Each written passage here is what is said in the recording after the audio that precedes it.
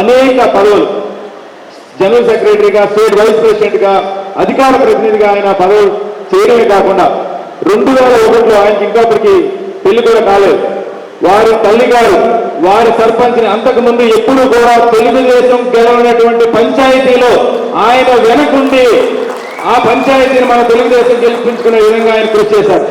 2009లో TDP ఎమ్మెల్యేగా ఆఖరి నిమిషంలో మ్యాండేట్ ఇచ్చిన, బీఫామ్ ఇచ్చిన, అప్పుడు తీసుకున్నటువంటి అభ్యర్థి వెనకంచి వేయడంతో అప్పటికప్పుడు చంద్రబాబు నాయుడు గారు లేదు మన టీడీపీ పరువు కాపాడాలి, బాబురాజు గారు మీరు వెళ్ళి పోటీ చేయండి అంటే రెండో మాట మాట్లాడకుండా వెళ్ళి కేవలం 5,000 ఓట్లతో మాత్రమే ఆయన ఓడిపోవడం జరిగింది. అప్పుడు పార్టీకి ఏ విధంగా అయితే నిబద్ధతగా పనిచేశారో దాన్ని గుర్తించి ఆయనకి 2014 జిల్లా పరిషత్గా ఇవ్వడం, అది మొత్తం జిల్లా మొత్తానికి ఆయన ఒక కింగ్ లాగా ఆయన గెలవడం. అలాగే 2014 నుంచి ఆయన హయాంలో భారతదేశంలోనే బెస్ట్ జిల్లా పరిషత్ అవార్డు తీసుకున్న మన బాబురాజు గారు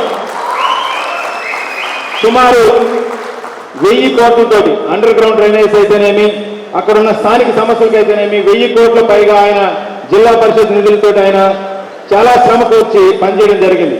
మరీ ముఖ్యంగా ఆయన్ని గెలిపించిన మండలం, అలాగే ఆయన పుట్టిన మండలంలో దాదాపు 54 గ్రామాలుంటే 50 గ్రామాలలో మొత్తం అండర్ గ్రౌండ్ డ్రైనేజ్ కంప్లీట్ చేయడం జరిగింది. అది ఒక రికార్డ్. అటువంటి ఒక డెవలప్మెంట్ మీద ఏదైతే డెవలప్మెంట్ మీద అవగాహన ఉన్న ఒక యువకులుగా వచ్చారు. అన్న మీరు మాకు చాలా ఇన్స్పిరేషన్.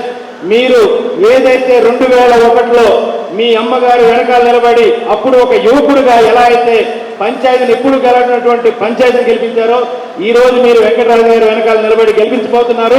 మనం ఈ గోపాలపురం నియోజకవర్గం గెలవబోతుంది అన్నదానికి నిదర్శనం అన్నగారి పార్టీ మీద ఉన్న ప్రేమ నిబద్ధత ఒక నిదర్శనం. సో అన్నగారిని పిలుస్తూ ఒక్కసారి మీరందరూ కర్తవ్యాలతో అన్నగారిని ఇన్వైట్ చేస్తున్నాం. జై తెలుగుదేశం.